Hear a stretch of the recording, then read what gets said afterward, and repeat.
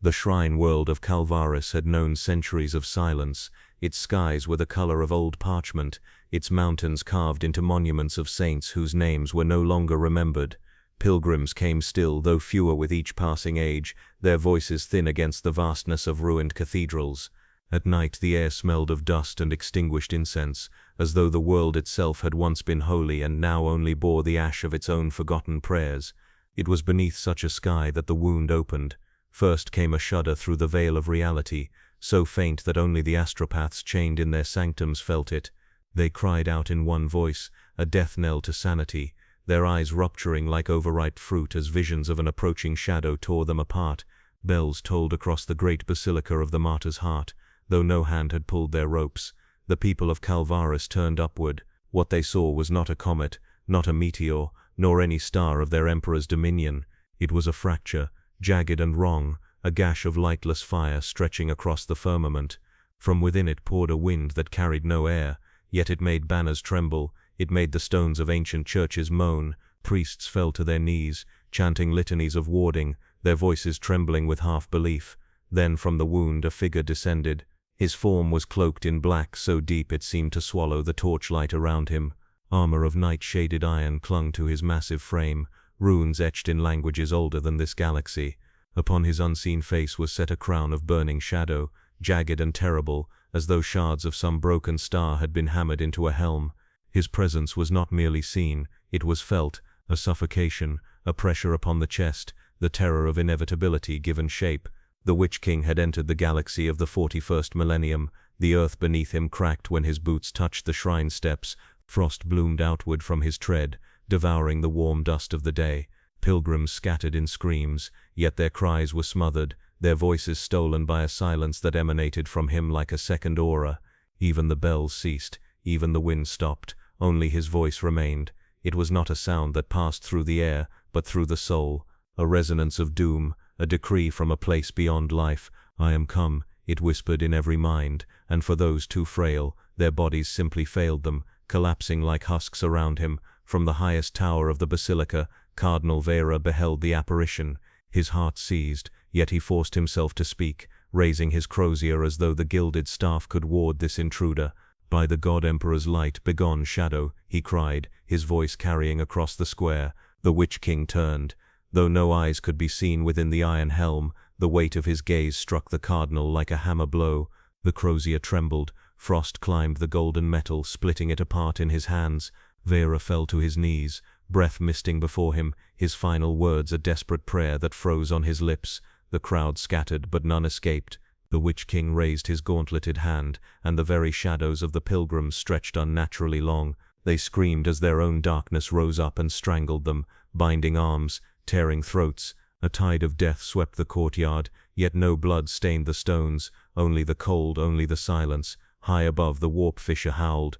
From its depths came a chorus of whispers, demonic voices that both feared and adored the new presence among them. For though the Witch-King was no child of chaos, he bore with him a power that the warp recognized.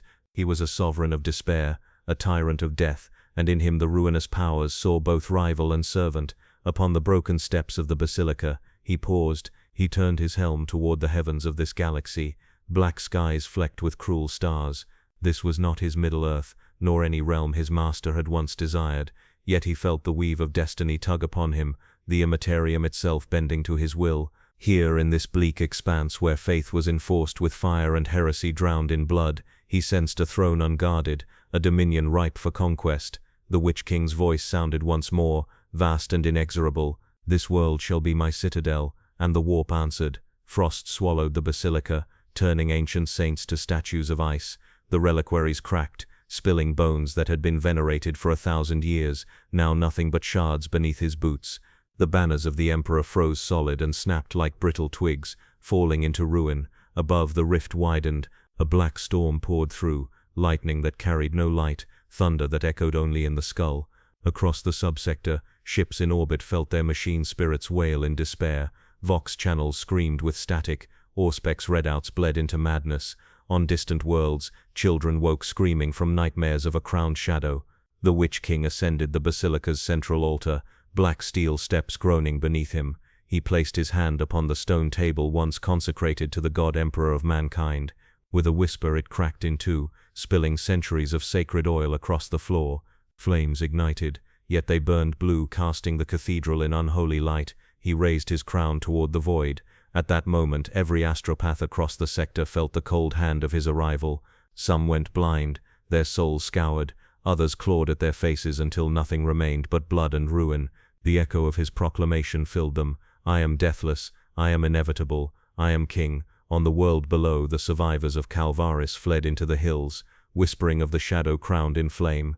Yet none could forget the final sight before they turned away, the altar of their emperor defiled, and upon it stood the figure of their new tyrant, his laughter a blade across the stars. The veil had shattered, and the galaxy had noticed. Across the void, the echo of the Witch-King's arrival spread like a wound left unbound. It reached not by light nor sound, but through the warp, the sea of souls that underpinned all reality. Where it passed, psyches convulsed, collapsing upon sanctified floors. Astropathic choirs howled in unison and fell silent, their threads of communion burned to cinders.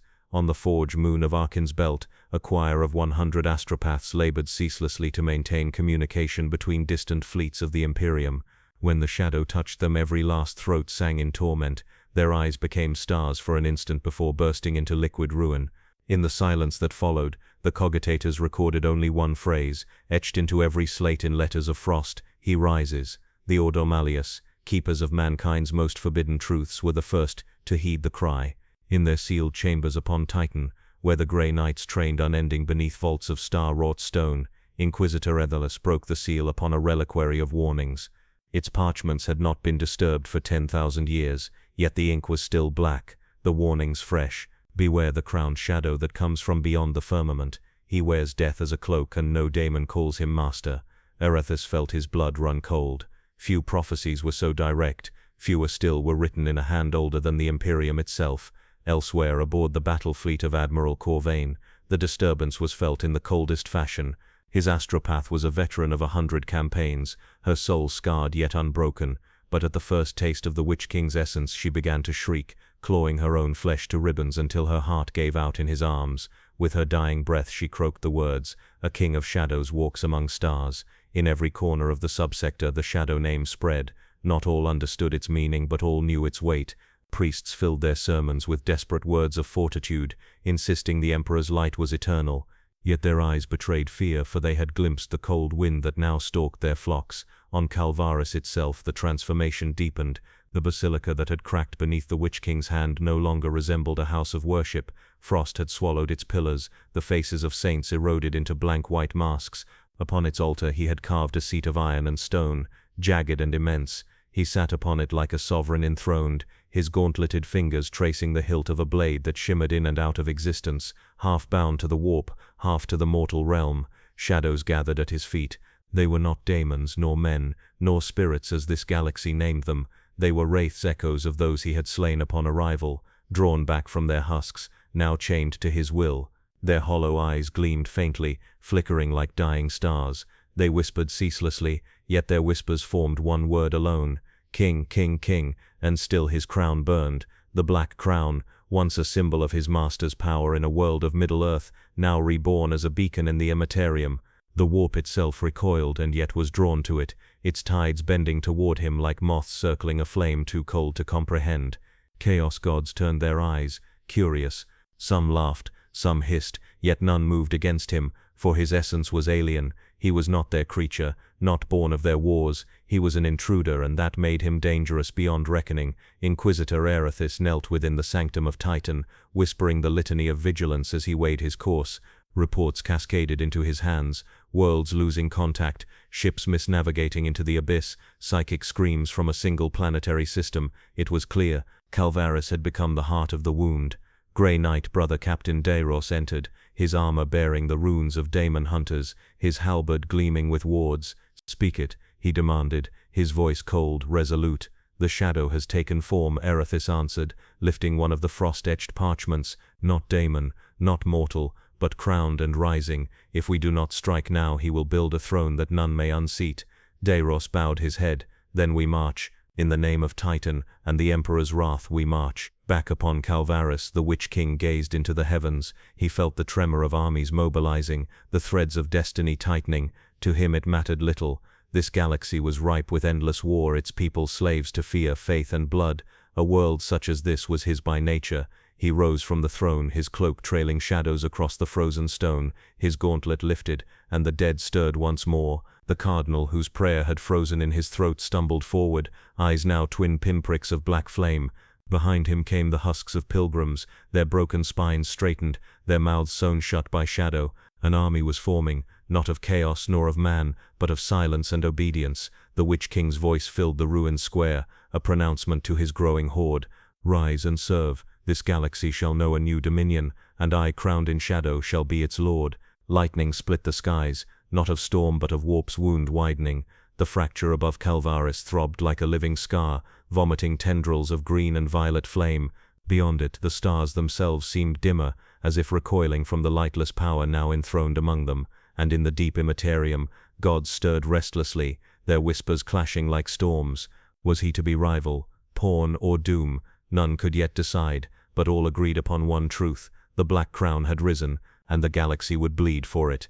The basilica of the martyr's heart was gone. In its place rose something new, something older than stone, older than the words of man. From the ruins the Witch-King built with frost and shadow, crafting a fortress that belonged neither to this galaxy nor the last he had ruled. The citadel grew in silence. No hammer rang, no chisel struck, no mortar was mixed. Walls of blackened stone pushed upward from the foundations, veins of frozen iron binding them together. Each block seemed to pulse faintly with an inner glow, as if alive, as if aware. The towers twisted unnaturally toward the storming skies, their spires crowned not with bells but with jagged spears of night. Where once incense had drifted, now coils of pale mist slithered across the floor, seeping from unseen fissures. Pilgrims who had fled the city spoke of it as if in delirium, that the air around the citadel grew colder with each sunrise, that shadows lengthened even at midday, curling toward the fortress like supplicants. Some whispered that if one listened long enough near its walls, the stone would whisper back, offering secrets in exchange for blood. Within, the Witch-King sat upon his throne of fractured altar stone and iron. His crown flared with a lightless fire, casting no warmth, only hunger. The wraiths he had bound circled the vast chamber like silent courtiers, their robes of mist trailing along the frozen tiles. From their mouths issued no words, only the faint rattle of chains that no mortal eyes could see. He had not come merely to conquer a cathedral. He sought dominion, permanence, a citadel that could anchor his power in this foreign galaxy. The warp was fickle, the Imperium a storm that shredded the unworthy, but he was no mere daemon to be tossed upon its tides. He was king, and a king requires walls, soldiers and throne. Already the citadel drank the warp. The fissure above Calvaris widened, and from it spilled a tide of silent energy. Daemons prowled its edges, eager to enter, but they did not cross. They knew instinctively that what lay within was not theirs to claim, for the Witch-King's dominion was unlike chaos, cold, ordered, merciless. His silence drowned their laughter, his frost burned their flame. From the deep cloisters of the Imperium came reports. A fortress unlike any recorded structure had risen in days where cathedrals had stood for centuries. Imperial Navy auspex arrays charted its growth with disbelief, towers climbing like skeletal fingers, bastions sprouting as if seeded from shadow. One captain recorded in his log, before vanishing without trace, "It grows, the walls breathe, it should not be." Inside the fortress, the Witch-King turned his will toward crafting an army. The corpses of Calvaris did not lie long. From crypts and catacombs, from shallow graves and holy tombs, they rose.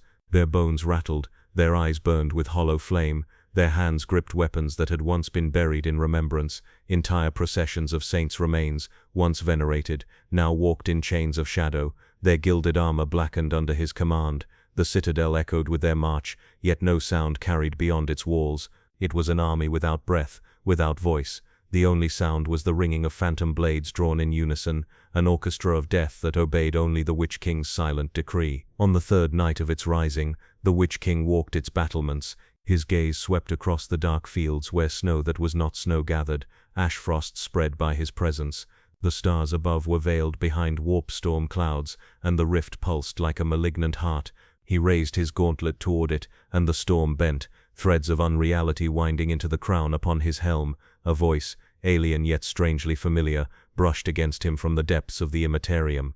It was the voice of a demon prince, bold enough to address him. Shadow Lord, yield to the pantheon, your crown shall serve the gods and your throne their dominion. The Witch-King's reply was a gesture, with one sweep of his blade, half light, half shadow. The voice was severed. In a distant corner of the warp, the Daemon Prince screamed as its essence unraveled into nothing. Silence followed once more. Far beyond, in the hidden fortress of Titan, Inquisitor Ethis studied the transmissions, his hands trembling despite years of steel-hard discipline. He had seen daemon fortresses, warp rifts, sorcerous citadels that breathed with heresy, but this was different, this was foreign. He does not serve the ruinous powers, Arathis whispered to the assembled Grey Knights. He bends the warp itself, such a thing should be impossible. Brother Captain Deiros narrowed his gaze, his voice like iron. Then he is more dangerous than any daemon, and all the more reason to end him. But the Witch-King was not idle. Each day his citadel grew more immense, its walls thicker, its halls longer, its gates wider. It became a fortress without equal on Calvaris, a wound made into stone. Pilgrims called it the Silent Citadel, for no laughter, no speech, no song ever passed its walls, only whispers that stilled hearts and left men hollow-eyed. At its core, the Witch-King prepared a chamber of ritual. He laid upon its floor circles of frost runes, each carved with the essence of his own deathless will. At the center he placed relics plundered from the basilica, bones of saints, shards of icons, the broken crozier of Cardinal Vera. With each object defiled, the warp thickened, the citadel's heart pulsed stronger. His purpose was clear. The fortress was no mere refuge, it was an anchor, a nexus, a palace of silence by which he might draw more of himself into this galaxy. His essence was vast, his being older than this Imperium's history, but bound by limits of flesh and veil. Now, with his citadel complete, he would stretch further. The Witch-King lifted his crown within the ritual chamber. 1,000 wraiths bowed, their chains clattering like distant thunder. In the silence that followed, a single phrase echoed across the galaxy, heard in every astropathic dream, in every daemon's laughter, in every priest's trembling prayer. I am not visitor, I am conqueror. The silent citadel stood complete, and the Imperium trembled.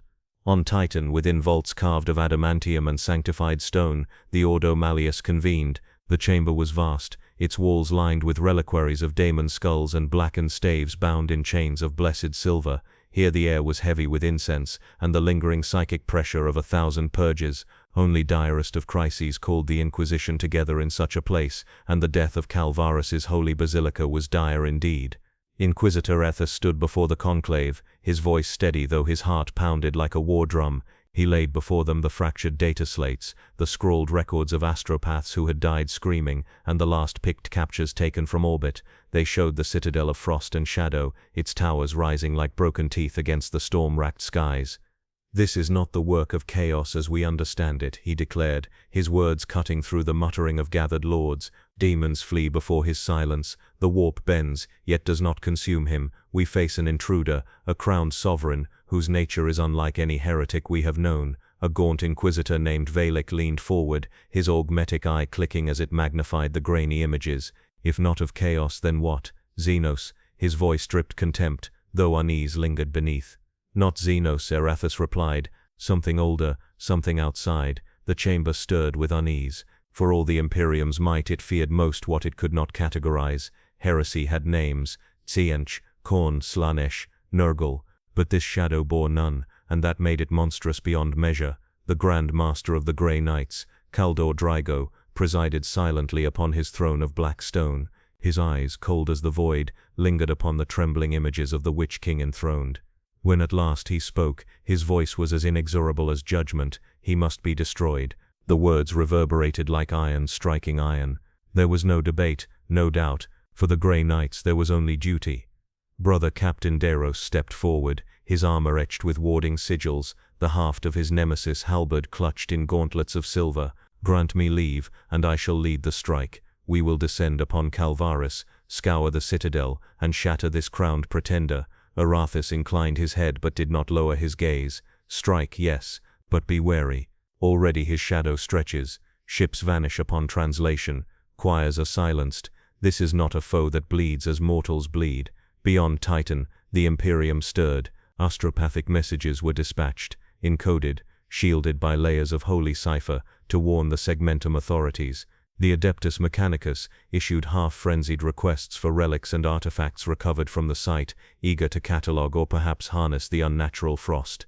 The ecclesiarchy thundered in sermons, proclaiming a trial of faith, yet even as their words echoed in cathedrals, their own hearts quaked, for they too had felt the silence. On distant Calvaris, the Witch-King felt their eyes upon him. He stood upon the battlements of the silent citadel, his cloak trailing frost across the black stone.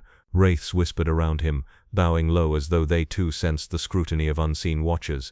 His helm tilted skyward, toward stars that burned faint behind the veil of warp storm. "They gather," he murmured, his voice rolling like thunder across the empty courtyard. "They come with faith and fire. Let them." At that command the citadel groaned. Its walls shifted, gates reshaping, towers twisting higher into the void. It was a living fortress now, answering its master's will. Within, the dead of Calvaris drilled in silence, their skeletal ranks wielding weapons of rust and shadow. Though their steps made no sound, the ground trembled with their march. The Inquisition's eyes remained fixed. Spy satellites were launched, their machine spirits anointed with sacred oils, yet most fell dark the moment they passed above the citadel. Only fragments reached Titan, images of towers weeping frost like blood, of shadows moving in ways no sun permitted, of a throne that pulsed like the heart of a god. Inquisitor Erathis read every fragment with growing dread. He prayed in the chapel of binding, his voice hoarse from litanies, yet no comfort came. At last he raised his eyes to the icon of the Emperor and whispered, "If this shadow is not of chaos, then it is of something older. Emperor, preserve us, for the foe we face may not even be known to you." Across the subsector fleets began to muster, strike cruisers of the Grey Knights, their hulls etched with wards, their gun batteries bristling with purity seals, frigates of the Navy, their captains pale but resolute, transports filled with stormtroopers and penitents, chanting hymns with hollow fervor, all converged upon Calvaris, the new wound of the galaxy. Yet the Witch-King was already preparing. He walked the halls of the silent citadel, his gauntleted hand brushing the frost-etched walls. His crown burned with shadow fire, each pulse drawing more of the Imperium into his being. He was no daemon prince to barter with the gods. He was lord, master, king, and his throne would not fall easily. In the chamber of ritual, the cardinal's corpse knelt beside him, lips sewn shut with strands of darkness. The Witch-King placed upon the dead priest's head a circlet of ice, mockery of faith, and whispered, "Even their holiest shall bow." From Titan to Terra, the Imperium saw and knew. The shadow was no passing storm, it was a rain being born, and the eyes of the Inquisition did not blink. The citadel had risen, a monument of frost and silence carved into the bones of Calvaris, yet the Witch-King knew his fortress was but the vessel. His true dominion, his true curse, lay bound within the relic he bore, the ring. It gleamed faintly upon his black gauntleted hand, a band of gold older than the stars of this galaxy. Though plain to mortal eyes, it was in truth a fragment of ancient sovereignty, forged by Sauron himself in another age, another world. It was his anchor and his fetter both, the source of his immortality, and the chain that bound him eternally to his master's will, even across the gulfs of time and space. Here in the galaxy of the 41st millennium, the ring pulsed with new hunger, the warp caressed it, coiled about it, whispering its adoration. Daemons that prowled the Imperium reached out, not to seize but to worship, for in the ring they felt something that rivaled their own gods. The Imperium itself bent closer, curious and trembling, as though the artifact were a shard of itself, misplaced in another cosmos and now returned. The Witch-King stood within his ritual chamber, the frost runes gleaming faint blue at his feet. He raised his hand, and the ring caught the lightless fire of his crown. Its glow spread, bleeding into the chamber, crawling across the walls like veins of molten ice. Wraiths fell to their knees, chains clattering in reverence. The silent citadel itself groaned, its stones drinking the radiance. With the ring's call, the warp stirred violently. A tide of whispers surged against the veil, pressing, demanding, yearning. Great entities shifted their attention, their laughter and howls echoing across the void. Tyson sent flocks of shrieking demonic birds, only for them to disintegrate at the threshold, consumed by silence. Nurgle's rot recoiled from the frost. Khorne's war cries were dulled, as if shouted through a veil of ice. And Slaanish's caress slid across the ring's surface but found no purchase. The gods of chaos had encountered an artifact that did not belong to them, yet rivaled their dominion. For the Witch-King it was intoxicating. Here was power beyond conquest, beyond command of wraiths and corpses. Here was the possibility of bending even this galaxy's endless war to his hand. Yet he knew also the ring's curse. Without it, he was nothing, an echo without voice, a shadow without form, and so while it granted him strength, it chained him. Even in this foreign universe, he was its servant, bound to a master who, though fallen in Middle-earth, lingered faintly in its gold. But the warp did not see Sauron, it saw only the vessel, the crowned lord who bore it, and it clamored to be mastered. On Titan, the Grey Knights felt the shift. In the vaults of psychic communion, choirs of psychers strained to hold their link to the Imperium, and through it they glimpsed a blinding beacon. Some cried that it was the Emperor's own light, until the beacon turned black, and they recoiled in horror. Brother Captain Deiros gritted his teeth as the vision tore across his mind, a crown of fire, a ring upon a blackened hand, and beneath it the galaxy itself burning cold. He turned to Inquisitor Erethus. "It is his relic," he said. "Something anchors him, grants him strength that should not be his." Erethus nodded grimly. "Then we must take it. Only by stripping him of it can we unmake him." Back upon Calvaris, the Witch-King descended into the deepest vaults of his citadel. There he opened gates into the warp, each rune etched in frost forming a wound upon reality. Through these wounds poured not daemons, but echoes, armies long dead, kings long slain, souls dragged from across ages and bent to his silence. He bound them with the ring's glow, welding their essence into his service. They knelt, legions of shades arrayed before him, waiting for his command. Among them rose the Cardinal Vera, his once pious visage now a mask of pale frost, lips sewn in mockery of faith. The Witch-King set the priest before the spectral army and whispered, "See how even faith bows to shadow." The wraiths moaned in assent, their chains rattling like the toll of funeral bells. But as the ring drank deeper of the warp, vision surged. The Witch-King saw more than his citadel. He saw the galaxy itself, 10,000 worlds burning, fleets clashing in void wars without end, the golden corpse of an emperor enthroned upon terror. He felt the beacon of the Astronomicon, the psychic flame that guided humanity's fleets. To his eyes it was a great blinding star, blazing defiance across the warp, and he hungered for it. The ring pulsed upon his hand, responding to the desire. It whispered to him, not in words but in compulsion, urging him to reach, to claim, to test his dominion against the brightest light of this galaxy. The Witch-King turned his helm toward the heavens. His voice was low, but it shook the stones of the citadel. "If this galaxy has its emperor, let him look upon me, and despair." Above, the rift convulsed. Tendrils of warp storm lashed outward, striking distant ships in orbit. 2 frigates vanished into nothing, their crews screaming across the Vox as silence consumed them. The Imperial Navy reeled, unable to comprehend the force unleashed. On Terra itself, deep within the Golden Throne's sanctum, the Emperor's seers faltered. A ripple brushed against the Astronomicon, dimming it for a breath's span, and in that instant navigators across the Imperium screamed. They saw a crown of fire and a ring of gold, and they knew the shadow had set its gaze upon them. The Witch-King lowered his hand. The ring dimmed, though its hunger remained insatiable. He turned back to his throne, his cloak trailing frost that spread across the black stone. Soon he whispered to himself, though the galaxy trembled at the word. The ring had tasted the warp, and the warp had tasted him. The citadel was complete, but the Witch-King knew its strength lay not in stone nor frost nor the armies of silent dead that marched within its halls. His dominion was bound to a single relic, a golden circle forged in another age. The ring, it glimmered faintly upon his hand, the light of its gold never dulled, even beneath the shadows of the warp. To mortals it seemed plain, almost unremarkable, but to him it was the chain and the crown both, his curse and his sovereignty. He felt its pulse as one might feel a heartbeat, the echo of his master's will, the proof of his immortality. Here, in this strange galaxy, the ring awakened with new hunger. The warp knew it. The Imperium bent around the ring like a storm bowing to a mountain. Demons shrieked from distant gulfs, clawing to be near its glow. They came not to seize it, for they feared its silence. They came to worship, for within its plain circle they sensed a dominion alien to their own, a dominion unyielding, perfect, eternal. The chaos gods themselves stirred uneasily. They laughed, they hissed, yet they did not reach forth their talons. They watched. The Witch-King raised his hand in the center of the ritual hall. Frost runes etched around him in spirals of pale blue. The ring blazed with sudden fireless light, filling the chamber with a glow that cast no warmth, only dread. Wraiths fell prostrate, their chains clattering in rhythm, the sound like the toll of far-off bells. The very walls of the citadel drank the glow, pulsing faintly as though the fortress itself now bore the ring's essence. He closed his eyes. The warp unfolded. No longer was he bound to Calvaris alone. Through the ring's power his perception spread like frost over still water.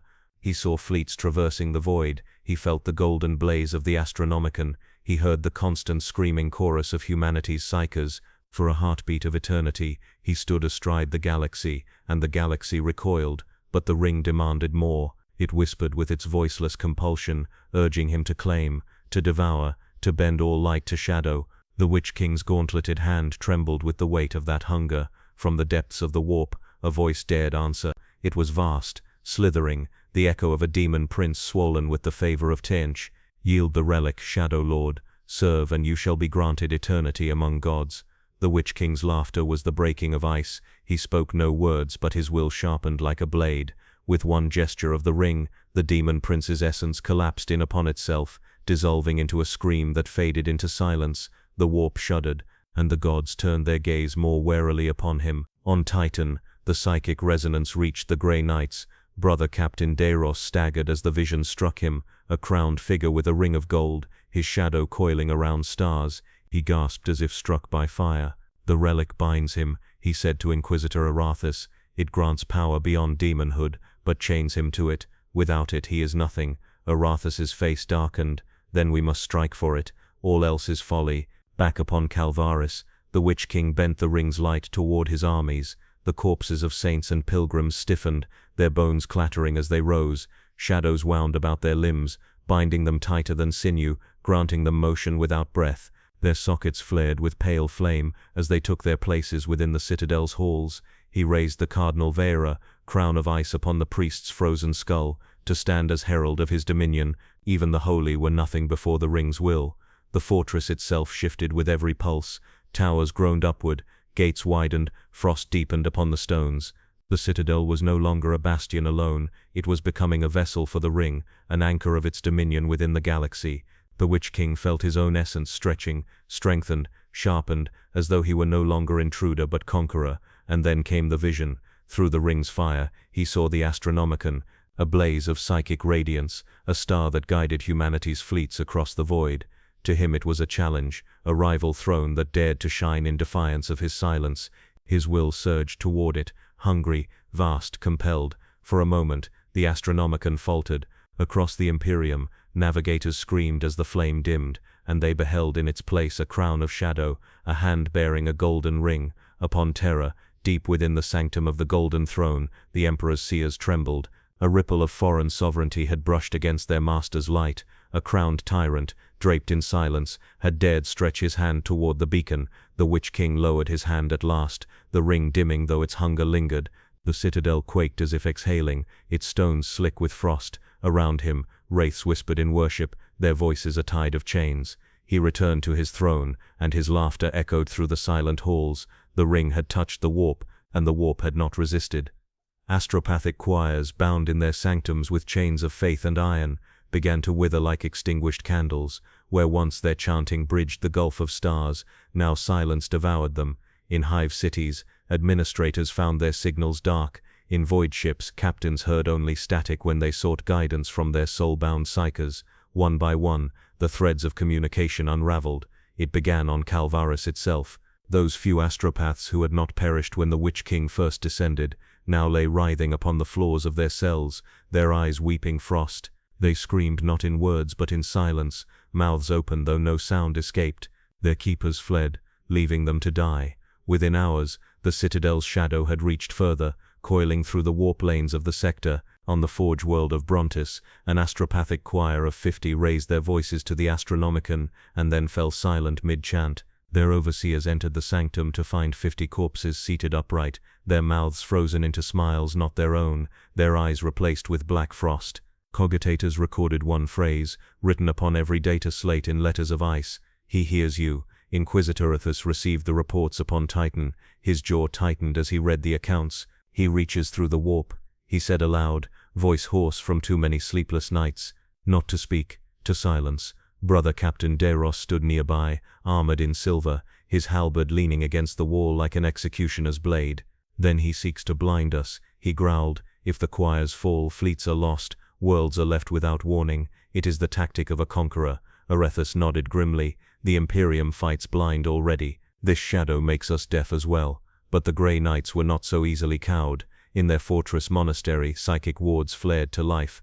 circles of protection blazing as librarians fortified their minds. Their communion with the warp was dangerous even in times of quiet. Now, with the Witch-King's silence spreading, it was like plunging into an ocean of ice. Still they endured, for they were forged to face such horrors. Not all endured. On the penal world of Dravos, thousands of prisoners awoke screaming from the same nightmare, a crown of fire, a ring of gold, and silence devouring their cries. The wardens could not calm them. By dawn the entire prison was dead, each inmate collapsed with faces frozen in masks of terror. Above the prison walls their shadows lingered unnaturally long, whispering faintly until the sun burned them away. The Witch-King stood upon the highest spire of the silent citadel, watching as the storm above grew thicker. His crown blazed with fireless shadow, and in his hand the ring glowed with steady light. Every pulse of its radiance spread further, drowning psychic echoes cutting threads of thought across worlds. Wraiths gathered at his feet, kneeling in obeisance. Their whispers rose in a chorus, silent, silent, silent. The Witch-King raised his hand, and the chorus ceased. He gazed upon the stars hidden by warp cloud and spoke words that echoed not in air but in souls. They will not speak without my leave. They will not hear without my hand. Let their galaxy drown in silence. At that moment, the choir of astropaths aboard the strike cruiser Fide Gloria collapsed. Librarians rushed to their aid, but nothing could be done. Their souls had been drawn into the frost of the warp.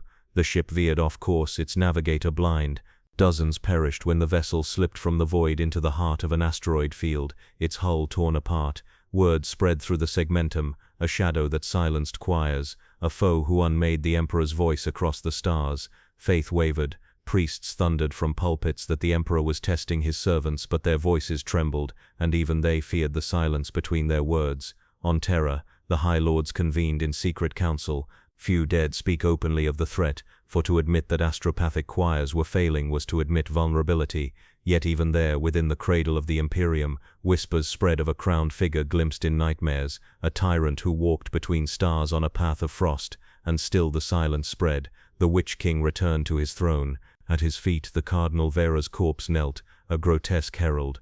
He laid his gauntlet upon the priest's bowed head and whispered, "Even the holy will fall quiet." The ring pulsed once more. Across the subsector, astropaths gasped as their link to the Astronomicon faltered. Some clawed their faces bloody in terror, others fell into endless sleep, never to wake. A few survived, but their voices were broken, their messages corrupted with fragments of the Witch-King's decree. Fleets that listened heard not their Emperor's guiding flame, but a cold whisper promising dominion. Inquisitor Arathis received one such corrupted message. He played the recording alone in his chamber. At first it was a standard astropathic transmission, coordinates, requests for aid. Then the voice shifted. It deepened, hollowed, until it became a whisper he had already heard in his darkest dreams. "He is coming." The Inquisitor slammed the cogitator shut and fell to his knees, clutching his aquila. His lips moved in silent prayer, but the silence that filled his ears was not his own. In the silent citadel the Witch-King leaned back upon his throne. The warp itself swirled at his command. Across the galaxy psychers trembled, choirs collapsed, navigators wept, and he laughed, for his laughter was not sound but silence given shape, a silence that echoed like thunder. The choir had fallen, and the galaxy was listening. The ground of Calvaris trembled, though no storms shook its skies and no engines churned the soil. It was the march of the dead that stirred the earth, an army summoned not by faith, nor loyalty, nor fear, but by silence. Beneath the broken cathedrals the Witch-King descended into the ossuaries where saints, nobles, and forgotten martyrs had lain entombed for centuries. The air was thick with incense long turned to dust, the scent of bone and wax mingling in ancient stillness. He raised his ring, and frost crawled across the sarcophagi. The lids cracked, bones shifted. From gilded coffins and paupers' graves alike the dead answered. They rose not with moans or shouts, but with the still precision of soldiers who had never forgotten their duty. Skeletons clutched rusted swords, their hollow sockets glowing with pale light. Mummified saints staggered upright, their robes stiff with ice, halos of frost mocking the aureoles once painted above their shrines. Even the emperors of small dynasties, once entombed with crowns and scepters, stood again, their regalia blackened beneath the Witch-King's will. The citadel's gates thundered open, and the dead emerged into the storm. They moved in ordered lines, weapons raised, banners of shadow unfurling though no hand held them. An army of silence stretched across the fields, thousands upon thousands, their steps stirring frost into the air like drifting ash. From the battlements the Witch-King watched. His helm glowed faintly with the fire of the crown, and in his hand the ring pulsed with unholy rhythm. At his side knelt Cardinal Vera's corpse, black circlet of ice gleaming upon its skull. This priest, once voice of the Emperor on Calvaris, now walked as herald of silence. The Witch-King raised him, placing him at the front of the host. The march began. Villages on the edges of Calvaris's plains saw it first. Farmers beheld the horizon darken with figures, at first mistaking them for soldiers of the Imperium. Relief turned to terror when the columns drew near and they saw the truth. Empty faces, jawbones clattering, shadows dragging at their heels. The faithful fled into their chapels, clutching icons, but the dead had no need of doors. They poured into the sanctuaries, filling them with frost until candles extinguished and statues cracked. When they departed, silence lingered and the chapels stood hollow, their altars blackened as if by fire. The Witch-King did not follow on horseback nor by steed. He walked, every stride echoing across the frozen ground. Around him the wraiths circled like carrion birds. They whispered in praise, their chains rattling a hymn to dominion. Yet his army was not entirely his alone. From the warp's depths, demons crept to the edge of his silence. They prowled around the marching host, beasts of flame and fang, curious yet cautious. Some sought to test him, lunging at the dead. Their claws struck bone and froze. Their snarls withered into silence. Their forms unraveled into ash. Others, wiser, merely followed, watching as one predator studies another. The Witch-King ignored them. He had no need of chaos servants. His was an army of kings and saints, of paupers and martyrs, all stripped of name, bound only to silence. Reports reached the Imperium swiftly, despite the faltering of astropathic choirs. Fragments of warning bled through the warp, an army of frost, the dead walking, banners black as night. Inquisitor Erothos read the messages in his chambers and felt the weight of prophecy upon his shoulders. He raises legions without life, he murmured, an army that cannot be cowed by fear, cannot be broken by hunger, cannot be bargained with. If he marches beyond Calvaris, entire sectors may fall before we even grasp his purpose. Brother Captain Deiros heard and tightened his grip upon his halberd. Then we must end him before the march leaves that world, for once the dead march upon the stars there will be no stopping them. On Calvaris the march continued. Cities burned with frost. Spires toppled under the press of skeletal legions. The living fled into mountains and caves, whispering tales of the crowned tyrant whose army bore no breath. The Witch-King left no survivors where he willed, save for a handful chosen deliberately, allowed to witness, to flee, to spread terror. They told of a host led by kings in blackened crowns, of saints who walked as executioners, of a priest whose frozen lips mouthed prayers not to the emperor, but to the shadow. Each tale spread fear wider than the march itself. At last the Witch-King halted his army upon the plain before the basilica's ruins. The silent citadel loomed behind, its towers reaching for the storm-racked skies. He turned to his host, raising the ring high. A cold flame burst from it, washing across the legions. The dead lifted their weapons in unison, their hollow sockets blazing. "You are my kings," the Witch-King intoned, his voice rolling like thunder across the frost. "You are my saints, you are my legions of silence. March and the galaxy shall kneel." The dead roared without sound. In the warp the chaos gods stirred uneasily, for here was a dominion that rivaled theirs. Armies of daemons fought with madness and fire. This army fought with silence, with inevitability. It was not born of their will, yet it moved with purpose no less terrible. From the high spires of the citadel, the Witch-King's laughter rang out. It was not sound, it was silence sharpened into mockery. The march of dead kings had begun, and the galaxy had no answer. The sky above Calvaris split with fire. From the void descended the strike cruisers of the Grey Knights, their prows marked with the sigils of Titan, their hulls anointed in oils of sanctity. Thunderhawks streaked downward through the storm, their engines roaring like the wrath of angels. To the survivors scattered across Calvaris's wastelands, the sight was salvation made flesh. To the Witch-King it was challenge accepted. The Grey Knights made planetfall upon the plains before the silent citadel. Bolter fire erupted as their squads secured the perimeter.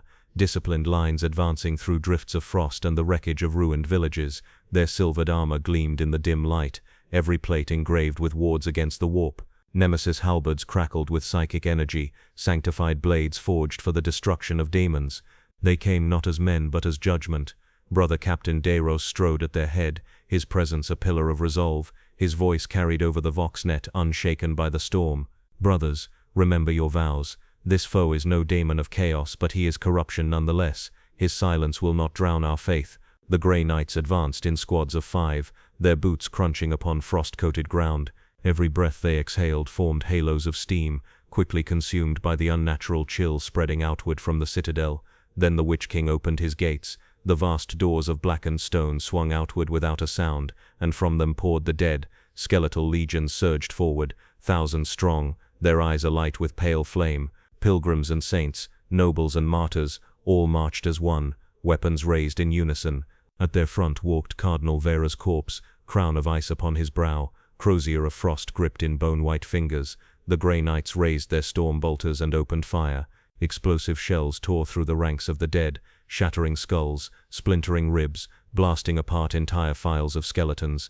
Yet the silence of the horde never faltered. Where one corpse fell, another pressed forward. Where a saint's gilded armor crumbled, the shadow of a peasant filled the gap. Nemesis halberds gleamed as the Grey Knights charged. Their psychic might surged, flames of pure thought igniting upon their weapons. They cleaved through the dead with every swing, banishing wraiths and cutting swathes through the skeletal tide. Litanies of banishment rolled from their tongues, hymns of the Emperor's light burning like torches in the frost. But then he came.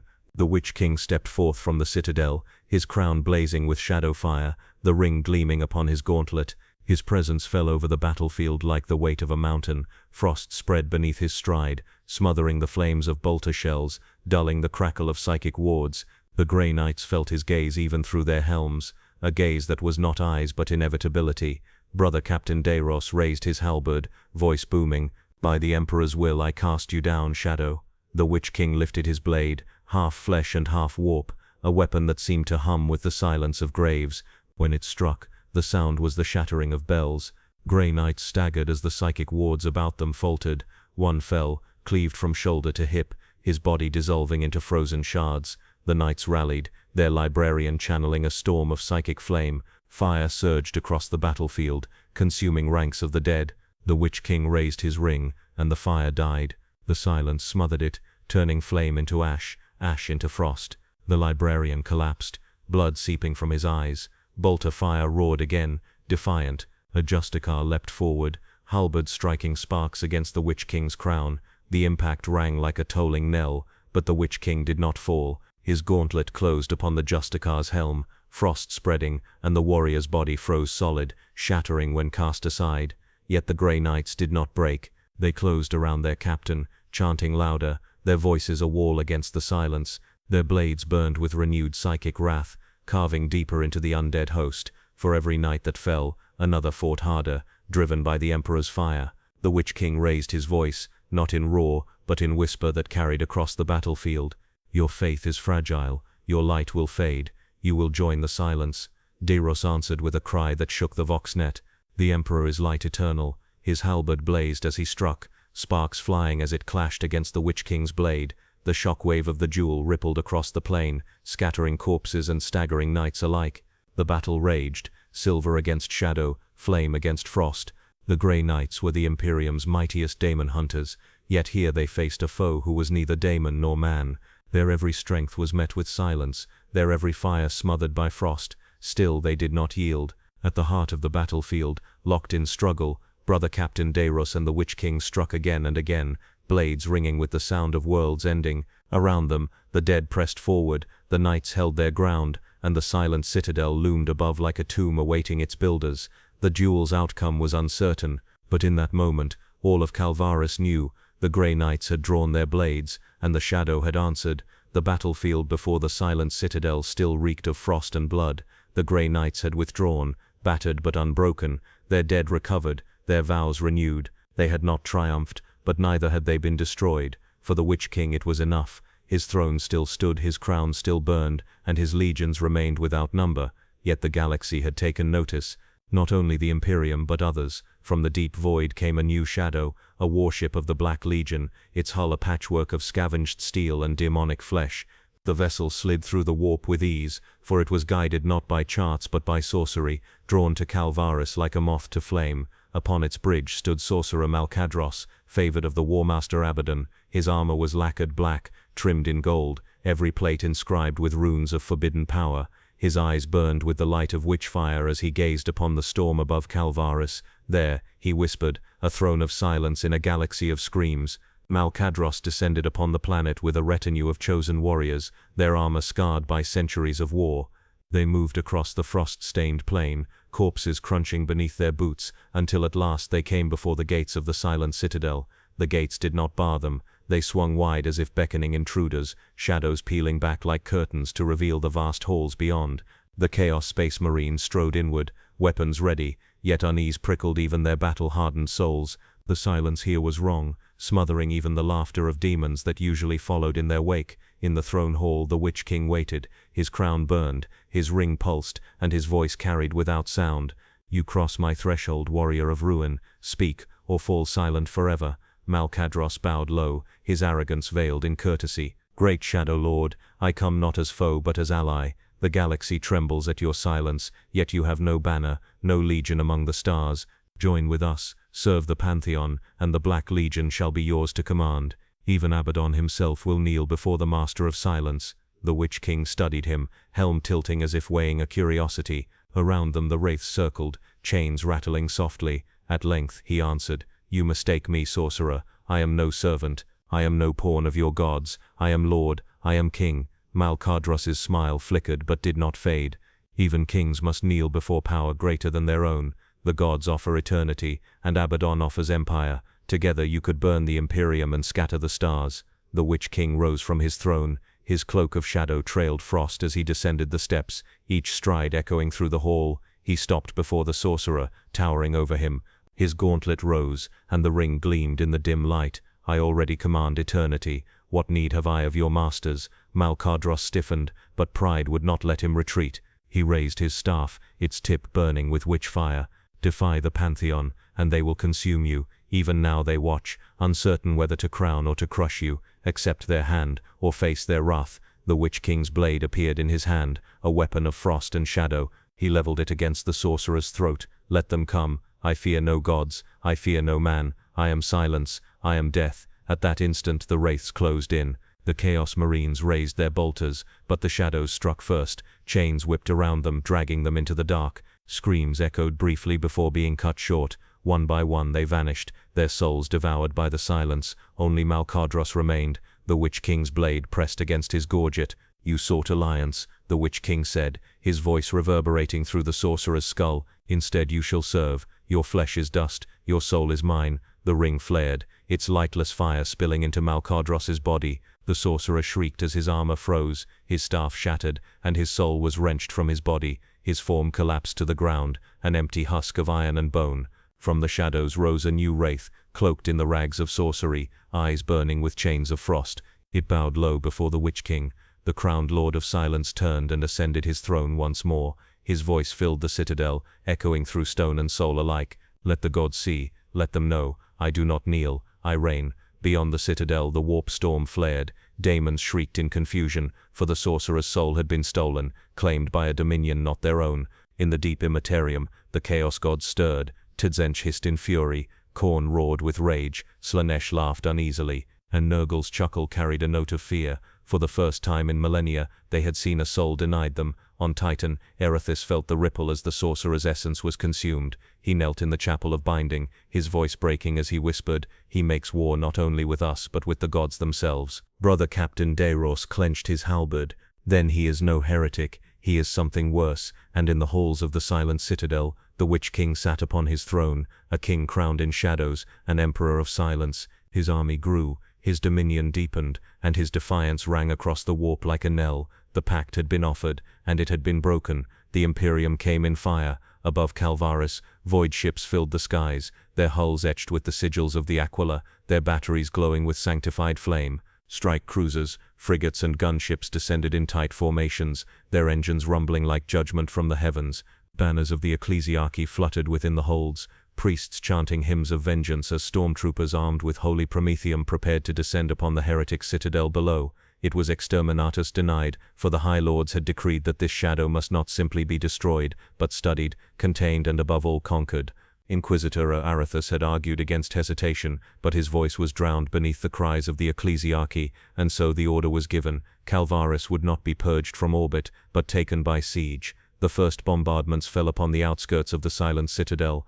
Fire rained from the heavens, shells tearing apart the frost-bitten ruins of villages and cathedrals. Entire districts collapsed under the weight of orbital artillery. Promethium fell like burning rain, consuming the ground in sheets of fire, but the flames did not spread. The Witch-King sat upon his throne, and when he raised his hand the ring flared with its lightless glow. Frost surged outward from the citadel, smothering the firestorms. Promethium froze in midair, shattering like glass. Shell craters filled with ice instead of smoke. The siege had begun, but its fire was already smothered. From the citadel's gates poured his legions, skeletons clad in the relics of saints, corpses wielding rusted swords, wraiths whispering with the chains of silence. All marched as one. They did not scream, they did not falter.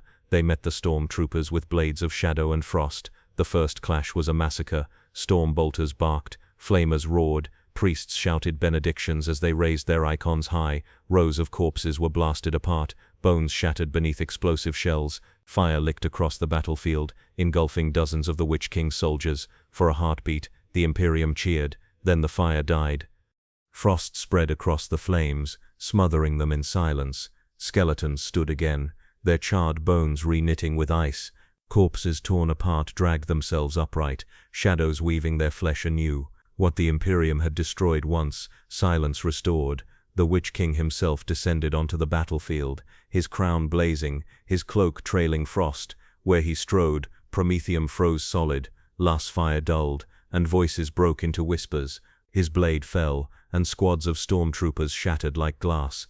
Priests raised their croziers, chanting hymns of the God Emperor, but their words froze on their lips, their throats seized in silence. Yet the Imperium was vast, and its fury unyielding. Grey knights thundered into the fray, halberds blazing with psychic flame.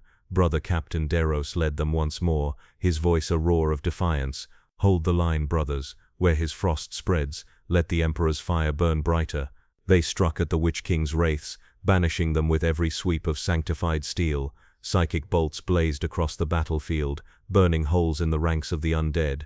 For every knight who fell, another surged forward, faith and fury carrying them into the storm. The Witch-King met them at the citadel's gates. His blade rang against halberd, sparks of frost clashing with sparks of fire.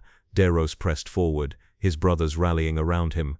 For a moment silver and shadow locked in perfect opposition. The siege raged on for hours. The Imperium's artillery thundered, its infantry advanced, its grey knights carved deeper into the army of the dead. The Witch-King's forces fell, rose again, and fell once more. The plains before the citadel became a graveyard, yet neither side yielded. From orbit, Inquisitor Adaris watched through Ospec's feeds, his face pale. Every hour we spend here strengthens him, he whispered. His silence feeds upon our fury. We must end this at the source. Then strike for the citadel. Deris's voice thundered across the Vox, even as the clash of battle filled his channel. Bring down its walls, or we are already lost. At his command, squads of grey knights pushed toward the gates, their blades cutting a path through endless undead. Behind them, stormtroopers dragged siege cannons into position, their barrels anointed with sacred oils, ready to breach the fortress walls. But the citadel was no mere fortress. It lived. As the first salvo struck its blackened stone, the walls shuddered, and then shifted. Towers twisted, bastions grew taller, gates widened and narrowed of their own accord. Frost spread along the cannons, cracking their barrels, freezing their crews where they stood. The fortress itself struck back, its silence more impenetrable than adamantium. Still, the Imperium pressed forward. Siege engines thundered, knights roared their litanies, priests raised their voices to the Emperor. The battlefield blazed with faith and fire. The Witch-King raised the ring. The glow spread across the field, washing over the Imperial lines. Voices faltered, flames dimmed. The chants of priests became whispers swallowed by frost. A wave of silence rolled outward, smothering an entire regiment in stillness. Men froze where they stood, their armor coated in rime, their eyes staring into nothing. Only the grey knights resisted, their psychic wards blazing like beacons. Deros lifted his halberd high, voice hoarse with fury. Brothers, do not falter. For Titan, for the Emperor. They surged forward, striking at the Witch-King himself. Their blades burned brighter than ever before, their faith blazing in defiance of silence. And for the first time, the Witch-King faltered. His crown dimmed for a heartbeat, his ring's light flickered. The clash of halberd and blade rang louder, cutting through the silence. The siege was not yet lost, but it was far from won. The battlefield burned with fire and froze with frost, locked in eternal struggle. Above it all, the silent citadel loomed, unbroken, defiant, alive. The siege of frozen flame had begun, and it would not end until either light or silence consumed the world. The storm over Calvaris thickened, its clouds writhing with warp fire. The Imperium's guns thundered still, their artillery flashing against the walls of the silent citadel, but within its frost-shrouded heart, the Witch-King had turned inward, for battle alone could not sate him. His gaze had fixed upon a light greater than armies, greater than citadels, the Astronomicon itself, the psychic beacon that guided humanity through the stars. Within the ritual chamber, the Witch-King prepared his work. Frost runes spiraled outward across the floor, glowing faintly with the cold fire of the ring. Relics of Calvaris, bones of saints, splintered icons, chalices filled with blood turned black, were placed in careful circles. At the center, his throne had been remade into an altar. Upon it rested a mask wrought of shadow and iron, a facsimile of the one his master had once borne in Middle-earth, the visage of Sauron. The Witch-King lifted the mask in his gauntleted hands. The crown upon his helm blazed in response, shadow fire leaping toward the relic. He lowered the mask, and as it settled upon his helm, the world dimmed. The walls of the citadel groaned as though in worship, and the ring pulsed brighter than ever before. The warp shuddered. Through the mask his sight stretched outward. The storm around Calvaris fell away, the battlefield below grew distant, and he was drawn across the Imperium itself. His essence soared through tides of madness, past daemons shrieking in their endless hunger, past the eyes of gods who turned to watch his passage. He was not consumed, he was not turned aside. His crown cut through the storm as a blade through cloth. At last he beheld it, the Astronomicon, a blaze of impossible light, a star not born of matter but of will. From terror it shone, reaching across the galaxy, guiding fleets through the tides of the warp. It was a pillar of faith, a weapon of the Emperor's soul itself. To most it was blinding, to the Witch-King it was a throne that mocked him. The mask of Sauron burned, the ring upon his hand pulsed, and his voice rolled across the Imperium. You sit in flame, corpse god, I sit in silence, let us see which throne endures. His will struck, frost leapt across the warp, lashing toward the Astronomicon. For a moment the beacon dimmed. Across the Imperium, navigators cried out as their sight faltered. Fleets adrift in the void staggered, their bearings lost. Worlds whispered prayers in sudden fear as the Emperor's light seemed to flicker. On Terra, the guardians of the throne gasped as the Astronomicon wavered. Seers fell unconscious, psychers bled from their eyes, and the halls of the palace trembled. For one heartbeat, the beacon upon which mankind depended was threatened, not by daemon, not by chaos, but by something older, alien, crowned in shadow. The Emperor's light blazed in response. From the golden throne the Astronomicon surged, brighter than before, a torrent of psychic fire that scorched the Imperium. The Witch-King reeled as its flame lashed against him, burning against his silence. His mask cracked, smoke rising from its shadow-forged iron. The ring screamed upon his hand, its gold turning white-hot with the strain. Yet he did not fall. The Witch-King roared his defiance, his voice carrying across the warp. I am deathless, I am silence eternal. You are a corpse upon a throne. For a moment frost and fire clashed, silence and flame locked in opposition. Demons shrieked at the clash, fleeing into the abyss. Even the gods of chaos turned their gaze, watching as the crowned intruder dared strike at the Emperor himself. At last the light receded. The Astronomicon blazed still, its fire untarnished, its will unbroken. The Witch-King staggered within his citadel, cracks running across the mask upon his helm. Smoke coiled from his gauntlet as the ring dimmed, its pulse slowed. But he stood, and he laughed. Though the Emperor's light had endured, the Witch-King had touched it. He had made the Astronomicon falter, if only for a breath. Across the galaxy, fear had spread, and fear was a throne all its own. He tore the mask from his face, its cracked iron clattering across the frost-stone floor. Shadows licked at the edges of his helm, hungry, eager. He seated himself once more upon his throne, the ring cooling upon his hand. His voice echoed through the silent citadel. Even gods may tremble. Outside, the battle raged still. Grey knights clashed with the dead. Stormtroopers burned and froze in equal measure. The siege cannons thundered. But within the citadel, the Witch-King had touched the heart of mankind's dominion, and returned unbroken. Inquisitor Rathis felt it on Titan, falling to his knees in sudden dread. He clutched his Aquila, whispering through trembling lips, he dares to challenge the Emperor's flame. What hope do we have, if silence can reach even terror? Brother Captain Dayros stood over him, armor scorched from battle, eyes grim. Hope is all we have, and it will be tested to its breaking. In the warp, laughter echoed, not of daemons but of a crowned shadow. The mask of Sauron lay shattered, but the Witch-King endured. and the Astronomicon would never burn quite as bright, for all who relied upon it would remember that for one heartbeat it had faltered. Night fell upon Calvaris, though no stars shone in the sky. The storm above the silent citadel had swallowed the heavens, blotting out all light save for the occasional flash of green warp fire. The battlefield below lay thick with corpses, imperial and undead alike, yet the fighting did not cease, for the Grey Knights had not retreated. They had sworn that silence would not reign while one of them still drew breath. Brother Captain Deiros gathered what remained of his strike force in the ruins of a cathedral, its spires shattered, its stained glass ground to frost. The silver armor of his warriors was cracked and scorched, yet their eyes burned with unyielding fire. They whispered prayers in low Gothic, their voices steady despite the weight of dread pressing down upon them. "We cannot endure another day," one Justicar said, his halberd trembling in his grip. "The dead rise as fast as we strike them down. The citadel breathes stronger with every hour." Deiros placed a gauntleted hand upon his shoulder. "Then we do not wait for dawn. Tonight we strike at the shadow itself. One blade, one purpose, to sever the crown from its helm." The Grey Knights bowed their heads, accepting death as duty. They advanced across the corpse-strewn plain, their storm bolters silent, their psychic flames dimmed to embers. They moved as shadows themselves, their silvered armor pale beneath the storm's green glow. The gates of the citadel awaited them. Black stone rose higher than any fortress of man, frost gleaming upon its towers. Wraiths patrolled the walls, their chains rattling faintly, but the Grey Knights pressed on. They breached the gates with halberds blazing, their voices rising in hymns of defiance. The Witch-King was waiting. He descended from his throne like a sovereign descending to judgment. His crown burned with shadow fire, his cloak trailed frost across the stone.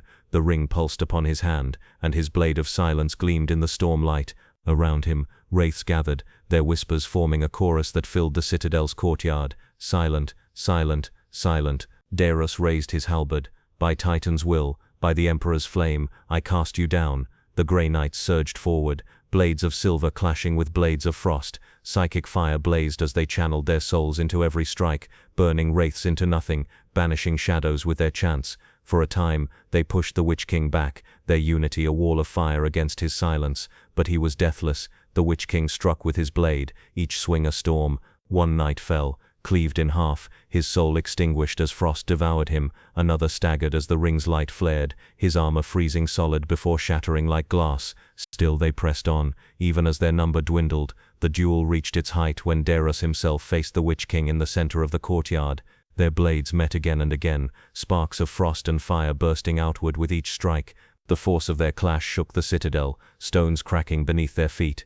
"You will fall, Shadow." Deiros spat, his voice raw. "Even silence cannot smother the Emperor's flame." The Witch-King's voice rolled like thunder. "Your Emperor is ash upon a throne. I am silence, and silence devours all." He struck and Deiros staggered, his halberd cracked beneath the force of the blow, shards of silver scattering across the frost.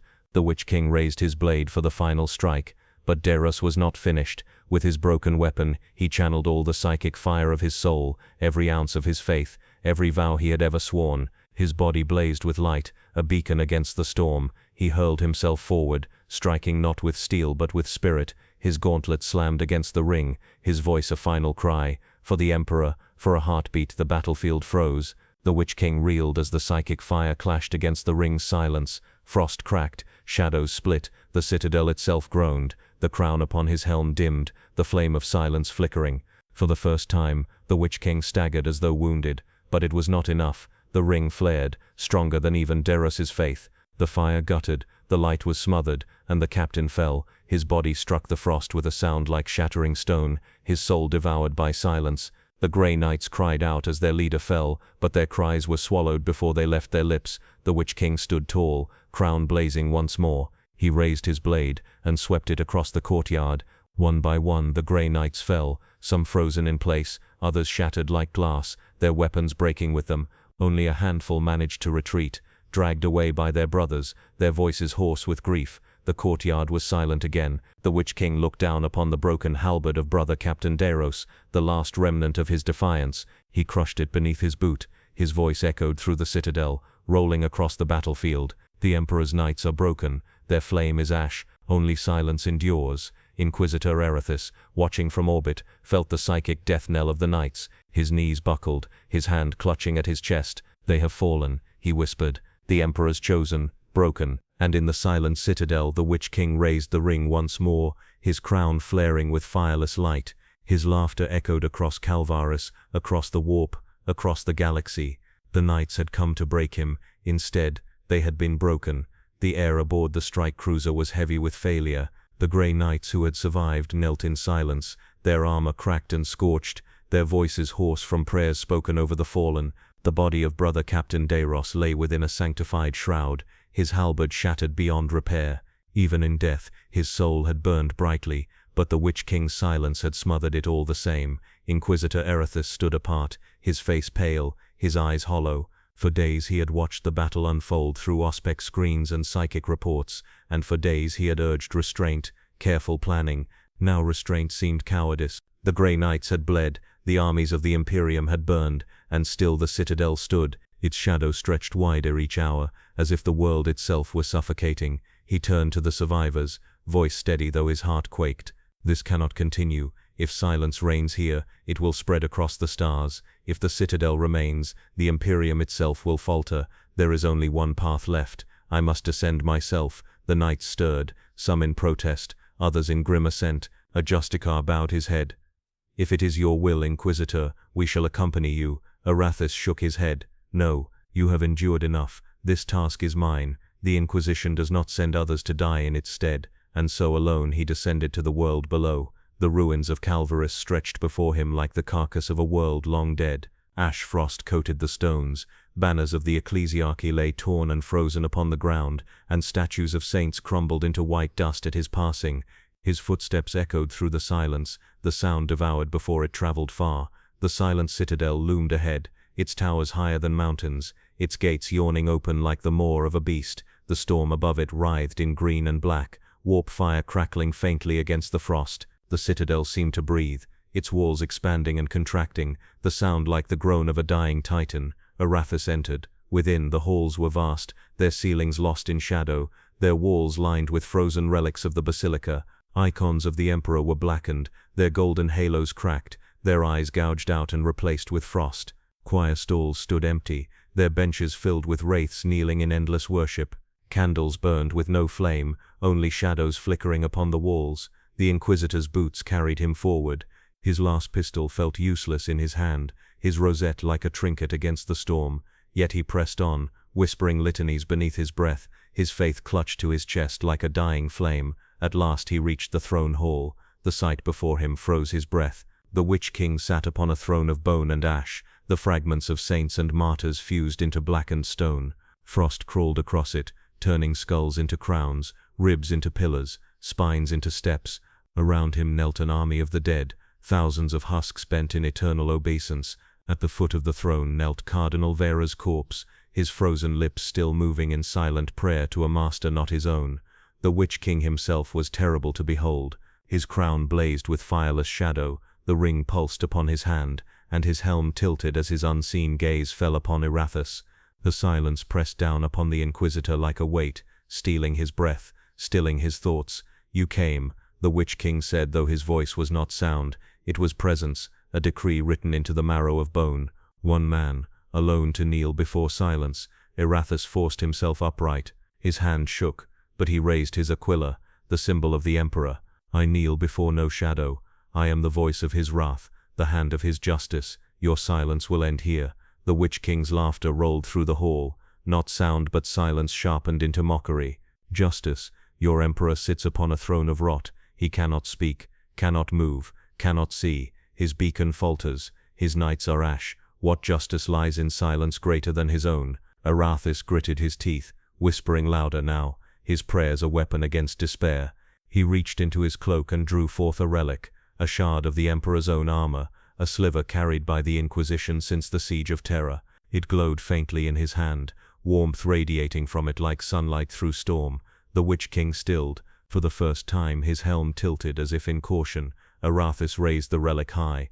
By his name, by his throne, by the light that even silence cannot smother, I strike you down. The shard blazed, its light searing the hall. Wraiths shrieked and dissolved, their chains snapping like brittle glass. The Cardinal's corpse crumbled into ash, the throne itself cracked, its frost retreating. For a heartbeat, the Witch-King's crown dimmed, The ring upon his hand flickered, his form wavering as though strained, but silence surged. The ring flared with black fire, its glow swallowing the relic's light. The shard dimmed, its warmth fading.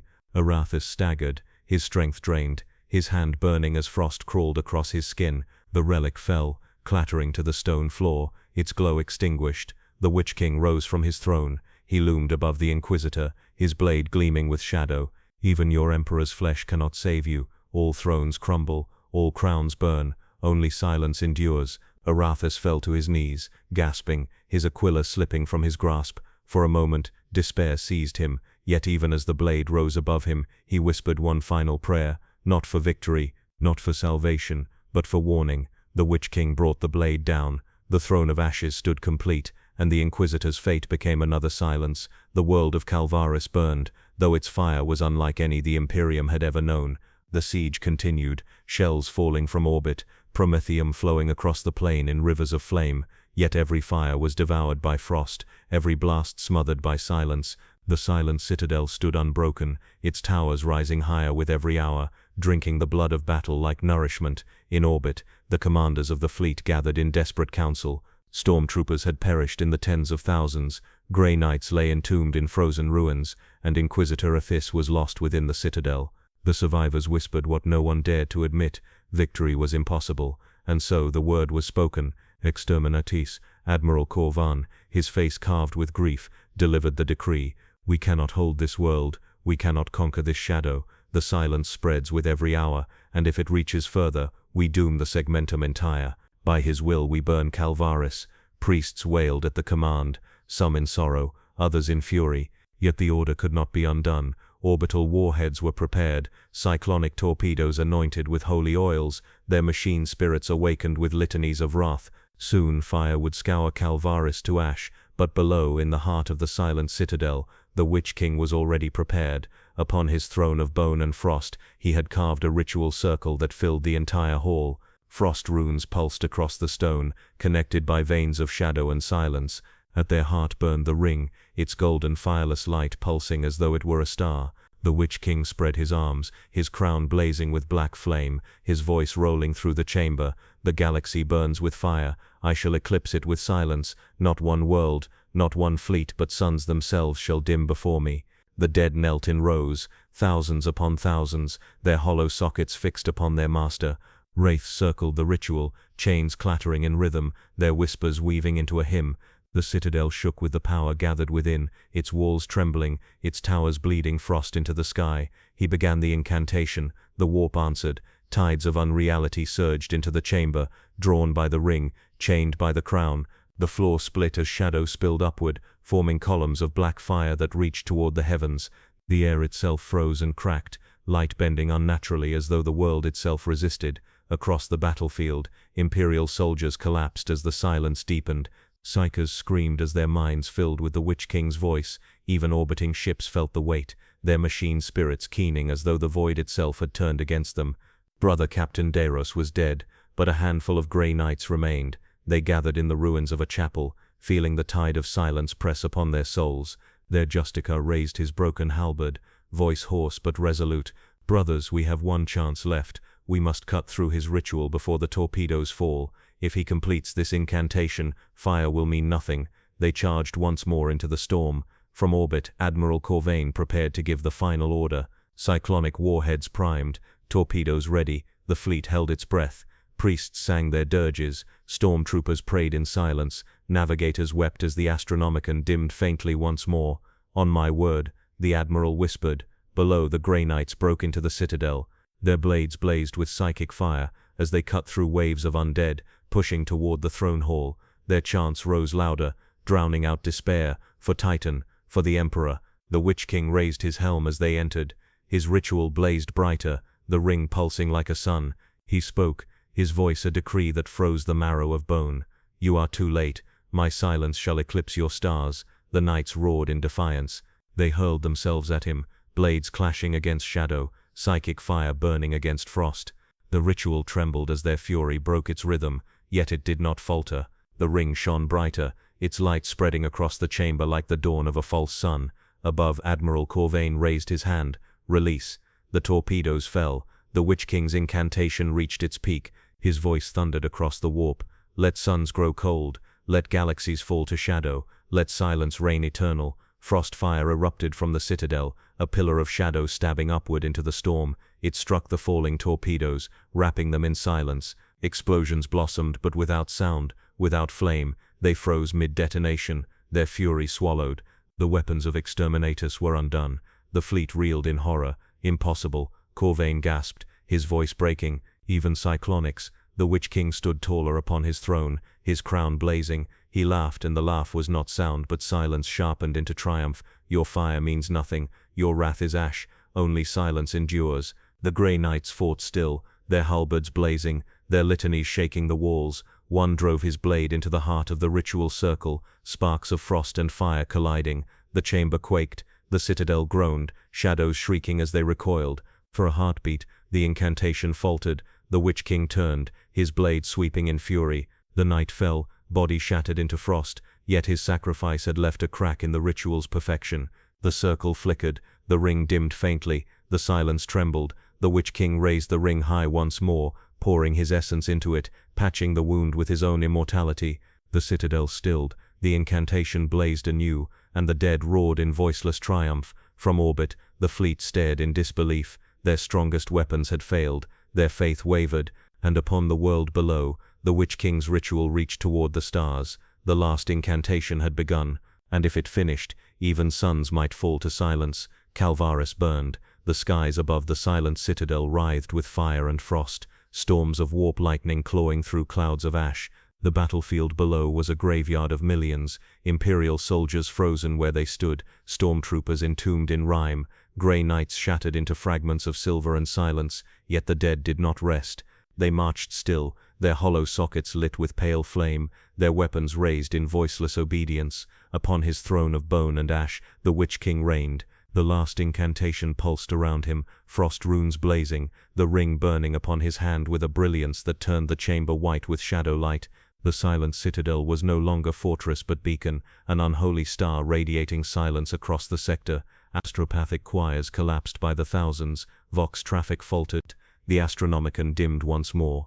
In orbit, Admiral Corvain wept. His torpedoes had failed, his armies lay broken, his faith had cracked beneath the weight of silence. He turned to the priests that surrounded him, their icons trembling in their hands. There is only one path left, he whispered. Exterminate us, not with torpedoes but with the fleet entire.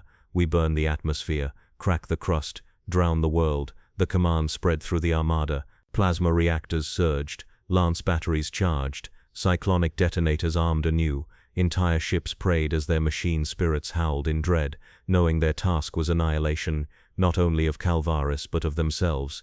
The order was not survivable, yet it was necessary. Below, the grey knights made their final stand. A handful still lived, their halberds broken, their armor shattered, their voices raw with hymns. They pressed into the throne hall itself, defiant even as their number dwindled. For Titan, for the Emperor, they roared, their chants blazing brighter than their failing blades. The Witch-King rose, his crown burned higher, his blade gleamed, and his voice shook the very stones. Kneel, and even death will not take you. Resist, and you will fall to silence. The knights did not kneel. They charged, silver fire flaring one last time. Their halberds struck sparks against the Witch-King's blade. Their prayers burned against his silence. For a heartbeat, the throne hall blazed brighter than the storm above, but silence devoured fire. Frost consumed flame, and one by one the knights fell. Their corpses froze where they lay, their souls swallowed into the endless host of the dead. Only one remained, a Justicar with his halberd broken in half. He staggered forward, blood freezing on his lips, his voice hoarse. You will not reign forever, Shadow. Even silence ends. The Witch-King placed his gauntlet upon the Justicar's helm. Frost spread. I am deathless. The knight's body shattered into rime, and then the heavens fell. The Imperium unleashed its fury. Lance batteries tore into the atmosphere, igniting storms of fire. Cyclonic detonators split the crust, oceans boiling into vapor, mountains collapsing into flame. The sky itself cracked, a shell of burning stone falling upon the world. Entire cities were consumed in white fire, their ruins lifted into the storm. The silent citadel groaned as the planet shook beneath it.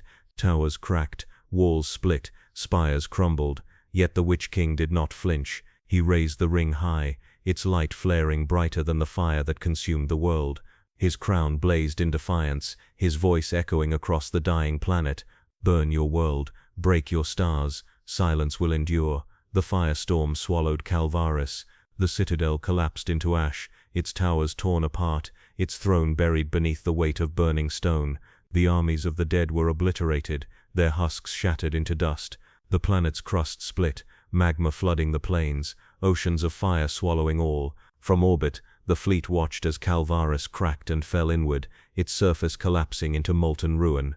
At last, the storm fell quiet, the world was gone, silence reigned. But then came the echo. Across the void, across the warp, across the minds of every psyker in the segmentum, a laugh rolled forth.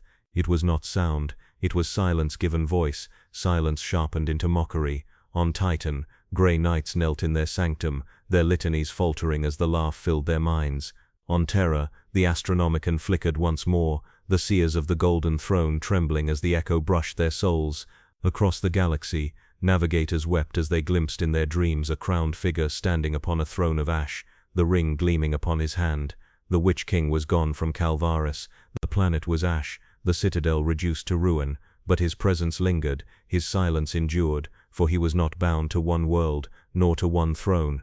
He was a shadow that clung to the warp itself, an echo that would not die, even in annihilation. He laughed. Admiral Corvain, hollow-eyed, whispered from his command throne, "We have burned a world," and still he laughs. "Emperor, forgive us. We have not destroyed him, we have only awakened him." The priests fell to their knees, their icons trembling in their hands. Some prayed louder, others wept, and some said nothing at all, for they feared that even their words might be consumed. In the silent void, the Witch-King's voice lingered, faint but undeniable. "I am undying, I am silence, I am king." And though Calvaris was no more, the Imperium trembled, for they knew that somewhere in the warp, the crowned shadow remained. The world was ash, the fleet was broken, the battle was over, but the war had only begun.